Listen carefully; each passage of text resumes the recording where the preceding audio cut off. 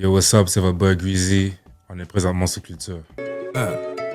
So, this shit crazy. J'explique. I love you, bro. Yo. Le prix d'hier n'est pas celui d'aujourd'hui. T'as raté ton coup, frérot, les filles ont monté. Pourtant, je pensais vous avoir averti. Ça revient toujours quand t'es en train de monter. La douleur est beaucoup plus intense que si moi j'ai été accusé, tu comprends? Parce que c'est la personne qui vit l'émotion. Je peux pas dire à la personne, oh, t'as mal parce que je t'ai fait mal, mais j'ai plus mal que toi, pareil.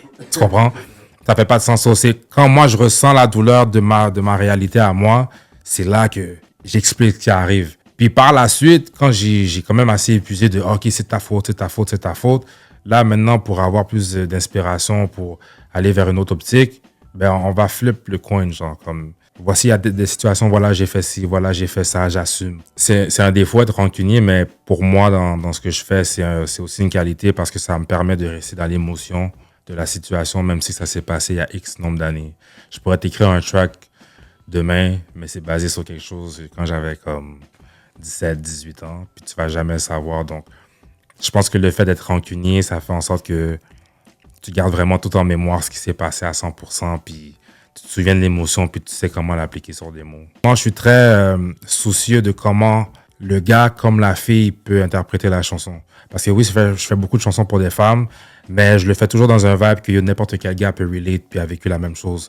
Si je parle mal d'une fille, je le fais toujours d'une manière à ce que même quand la fille va chanter, elle va feel le vibe. Je prends ça de ma sœur parce que si j'allais trop émotionnel, ça paraît vraiment comme un beat contre une femme. Là, je mets une division. Tandis que si je ramène un vibe, je ramène des lyrics qui sont quand même assez faciles à chanter, mais très relatable, le gars comme la fille peut être comme shit. Ouais, j'avoue, j'ai fuck up comme ça moi aussi. Tu comprends? C'est plus facile à comme ramener les gens ensemble. Pour toi, c'était qu'un jeu.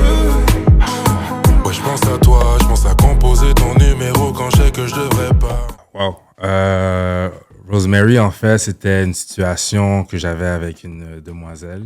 Je l'ai rencontrée, ça s'est super bien passé sur le moment même. Mais j'avais comme des doutes qu'elle n'avait pas passé à autre chose de son histoire précédente.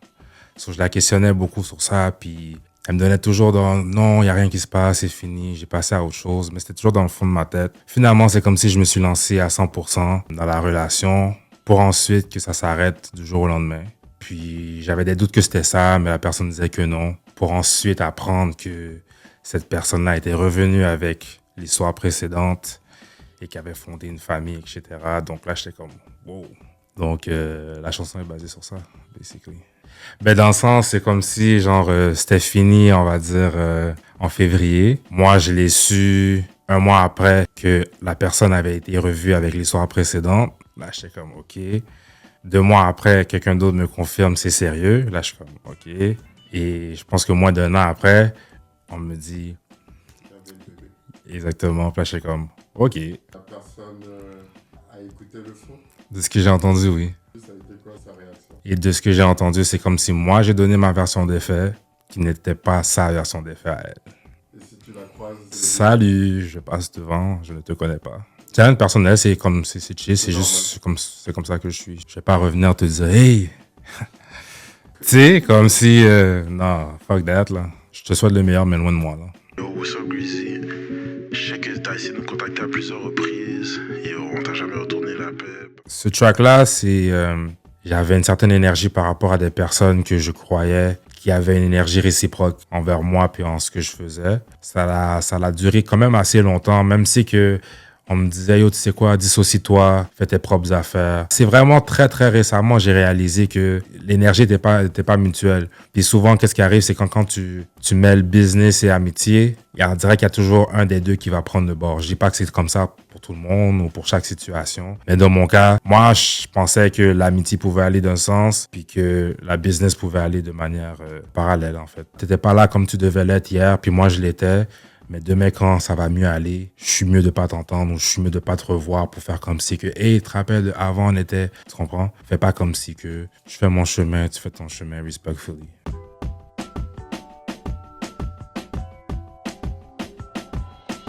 Ouh. Damn. Pour moi, je pense que c'est égal.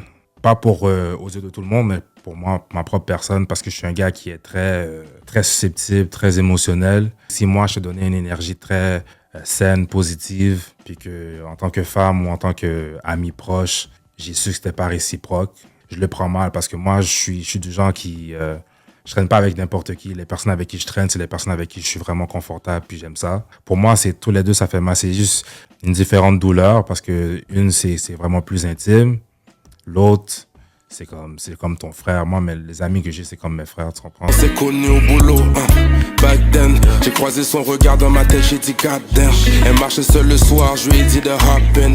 On parlait de la vie, on parlait de nos problèmes. Ça dépend des chansons. Là, je peux t'écrire une chanson complète sur une seule personne, puis c'est une seule personne. Comme je peux t'écrire une chanson que tu penses que c'est pour une personne, mais je me suis mêlé de 3 histoires différentes. Telle personne peut sentir, oh, c'est de moi qui parle. Un autre, oh, c'est de moi qui parle. Une autre, tu comprends? Donc, tu vas jamais... Si la personne pense que c'est pour elle la chanson complète, à un moment donné, elle va se dire, hein, ça c'est jamais arrivé, c'est du cap ou whatever. So, je préfère dire que je mélange plusieurs histoires, puis j'en crée une qui fait du sens, puis qui est très relatable pour les autres.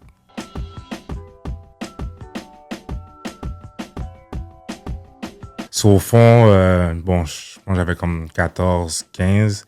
Je travaillais pas, j'avais pas de job. So, pour faire un peu d'argent, ce que je faisais dans le temps, je téléchargeais des images de shoes, sacoches, bottes, sur des sites de Chine. So, c'était vraiment pas cher. C'était fake.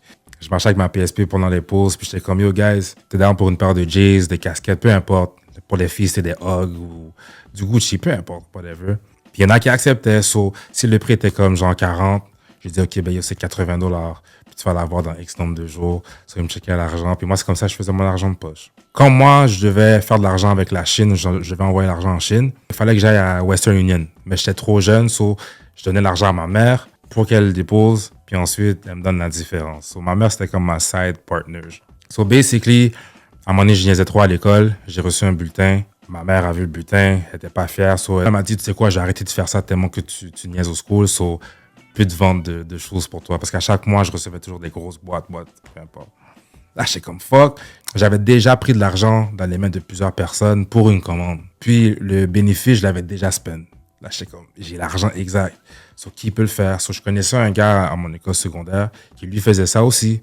Mais c'est le gars à redouter. Comme c'est le pire gangster. Moi, je suis pas gangster du tout, là. C'est comme le gangster du school que personne veut vraiment tester ou quoi que ce soit. Mais on jouait dans la même équipe de basket. So, je me suis dit, c'est mon coéquipier, là. Il va pas me fuck up, tu comprends? So, bref, je lui ai donné l'argent à un moment donné. Comme 30 minutes après, j'étais comme, fuck, j'aurais pas dû le donner. J'ai parlé sur MSN. Dans le temps, il y avait encore MSN. Je suis comme, yo, bro, est-ce que tu peux me donner l'argent finalement? J'ai trouvé une excuse, nanana. Il m'a dit, yo, j'ai déjà fait la commande. So, l'argent est plus là. Puis là, dans ma tête, j'étais comme, yo, c'est sûr qu'il me manque. Comme il peut pas avoir déjà fait la commande juste en un dîner, tu comprends? Bref, les semaines arrivent. J'ai toujours rien reçu pour finalement comprendre qu'il avait juste volé mon argent. Là, j'étais tellement fâché. J'étais en classe de mathématiques. Puis là, à un moment donné, j'ai dit à voix haute, yo, je vais écrire un diss track sur le gars. Parce que lui aussi, il faisait du rap. Mais j'ai dit ça comme juste parce que j'étais fâché, tu comprends? So là, l'école finie, je marche. À côté du métro Henri Bourassa, je vois le gars qui est là, devant la pizzeria avec ses gars. Puis là, j'entends un, oh, c'est comme ça, tu vas faire un diss track? Là, j'étais comme, fuck. J'ai vu le gars qui était dans mes cours, puis c'est eux qui ont snitch, comme si quoi que ce soit. Puis là, il a dit, OK, tu vas voir, moi, j'avais un diss track aussi, nanana. Là, j'étais comme, merde. Puis, dans le temps, moi, j'enregistrais à la maison des jeunes qui était à côté.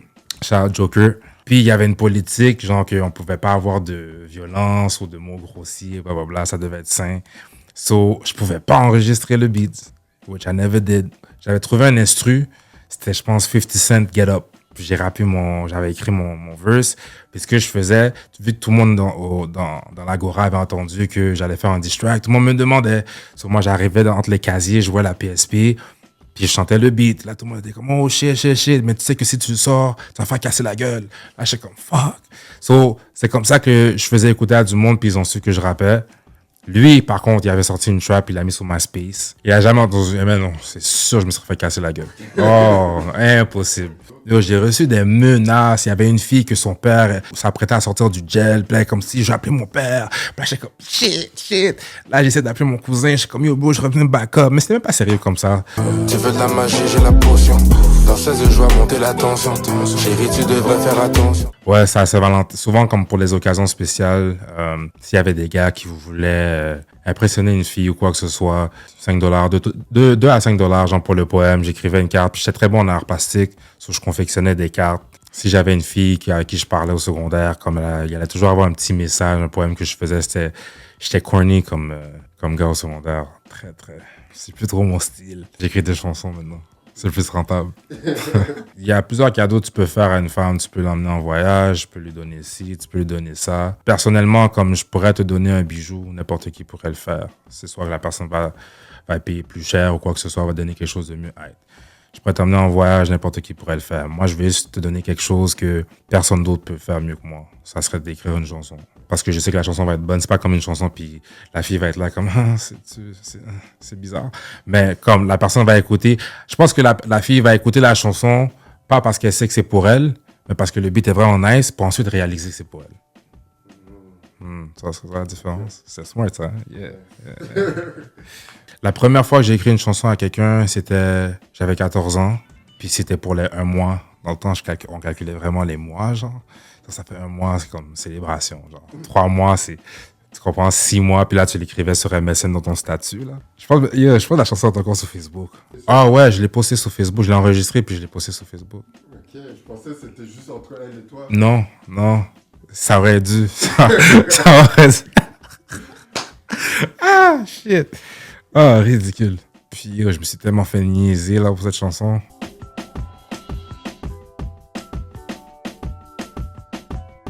Non. Tout le monde a sa propre définition de gentleman, puis je trouve qu'au fil des années, c'est une définition qui change beaucoup. Je pense que ça devient très subjectif quand ça ne devrait pas l'être. Je pense qu'il y a certains degrés, la façon que tu agis avec une femme, que tu courtoies une femme, mais il y a plusieurs personnes qui vont dire que ça, c'est être gentleman, puis c'est être courtois, puis c'est être respectueux. Puis je suis comme, c'est pas bien cute, là. Mais c'est subjectif, je pense.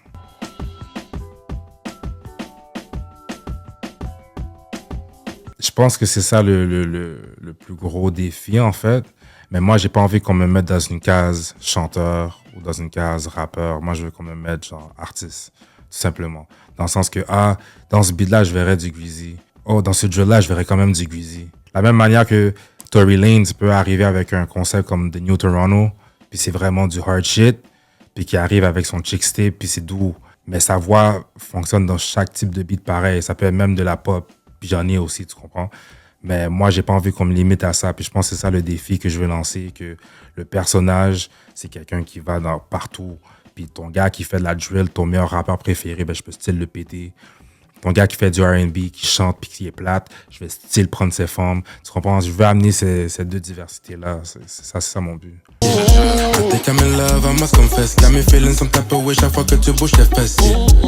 Maintenant, oui, je viens d'une famille très critique. Comme le sens de la critique, je pense à mon avis, là, je pense que c'est quelque chose qu'on maîtrise bien chez nous. T'as un gars que t'écoutes, tu sais qu'il est pas bon. Mais comment tu sais que tu n'es pas bon? Mais il y a des gens qui ne font pas la distinction. Je trouve ça très, très bizarre. Mes sœurs, c'est du genre elles vont pas écouter la chanson au complet. La chanson joue 10 secondes. OK, mais yo, quand tu dis ça, là, ferme ton bec. Continue la chanson après 20 secondes. Yo, mais, OK, mais elles vont y aller. Puis après ça, je suis obligé de m'énerver pour leur dire, yo, tu sais quoi? Si t'as besoin de prendre des notes, prends des notes. Mais écoute la chanson complète, fous-moi la paix, tu comprends?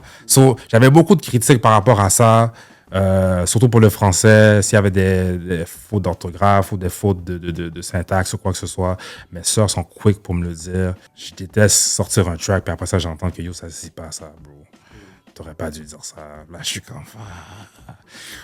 Là, si je vais devoir chanter devant monsieur, madame, tout le monde, hey, son français, il le connaît pas vraiment, tu comprends?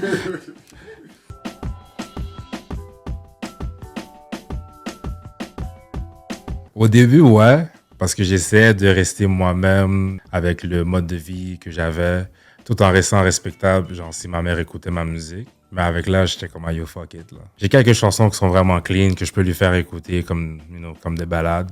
Mais il y a d'autres chansons, je préfère qu'elles ne tombent pas dessus. J'aimais beaucoup de styles de rap, mais il y avait beaucoup de rap vulgaire, en fait, que j'écoutais. Je pouvais pas l'écouter devant ma mère, sinon elle m'en empêchait. Donc, ça arrivait que par moment, on jouait le beat, puis dès qu'elle apparaissait, on changeait de chanson ou de vidéo, en fait, là.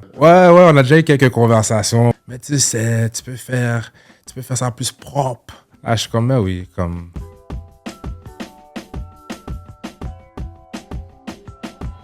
Quand moi, je suis tombé sur Raccoon, c'est mon oncle qui m'a dit « Yo, tu devrais écouter cette émission, je pense que ça s'appelle La fin des faibles. Il y a ce jeune-là qui est vraiment talentueux, écoute-le, c'est Raccoon, nan. » Puis là, j'ai commencé à search, puis là, j'écoutais le gars, puis j'étais comme « Yo, ce gars-là, c'est genre, pour moi, c'est genre un Kendrick Lamar. Tu comprends? Il y a une belle plume, puis très wise. Ça s'est donné que j'ai performé à un show qui performait aussi avec les gars de 3 heures production. So, on a chop it up un peu, puis j'avais dit, yo, j'aimerais vraiment travailler avec toi sur quelques projets, puis il m'avait dit que vu qu'il sortait son album, par la suite, il le ferait. J'ai pas stressé par rapport à ça. Puis boum, à un moment donné, il m'envoie un instru, il m'a dit, yo, j'ai une idée, je te verrais très bien là-dessus. J'ai posé mon couplet la même journée, je l'ai enregistré, je l'ai fait écouter, il a dit qu'il aimait ça.